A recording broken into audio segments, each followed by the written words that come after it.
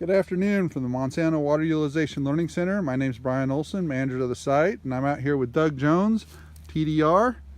And Doug, we're out here looking at a field where we've got some volunteer corn in these soybeans. And obviously we're seeing volunteer corn pop up in a number of fields across a wide swath of Nebraska down into Kansas. And so what kind of issues can we have from that volunteer corn? Well, volunteer corn obviously presents some challenges when it comes to harvest, but the one I really wanted to cover was the challenges and the issues that you may face from a insect pest, corn rootworm, for example. Especially for the farmer that has rotated to beans to try to lower the pressure on his field from corn rootworm. It's very possible when you have a big field with lots of volunteer corn in it for the rootworm to come back in and basically seal the soybean field like it would a cornfield and still lay eggs right in that field, so that you don't actually reduce the pressure if you don't have good control of the volunteer corn.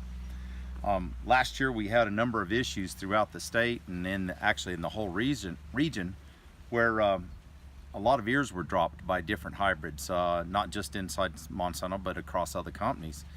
And those ears, they're all very fertile and they all came up, especially this year, because across this region we've also had lots of rain as well. And so it's been a very, very good environment for that volunteer corn to sprout, and it's also limited the ability for the farmer to come out and control it. And so right now we're at a situation where there's a lot of farms where they've tried to reset the pressure, and they probably haven't now. And so when we go into next year, we're probably looking at, as a defensive move, to stay with a traded product that has at least 2 traits against corn rootworm. That way you're more likely to be successful in growing that particular crop. Okay, so what would be some good examples? Smart Stacks would be one that I would highly recommend. Some of the other companies have other products as well that are multiple modes of action. The number one thing you want to look at is you want at least 2 modes of action against corn rootworm. And so right now we've got the corn rootworm beetles are out flying around. And you know, if we've got a lot of volunteer corn out in the field, obviously those corn rootworm beetles are seeing those as being attractive places to lay their eggs. Is there really anything they farmers can do right now to prevent that from happening? If you are still in the early stages of the adult beetles getting out into the field, you can control the volunteer corn, and that will probably stop any issues. If you have beetles flying in the field and you get it before they've actually started laying eggs, you can also actually do adult management, where you can fly over or spray over with an insecticide to kill the adults as well. So it's you still have opportunities, but the time frame on this is getting shorter and shorter every day. Right.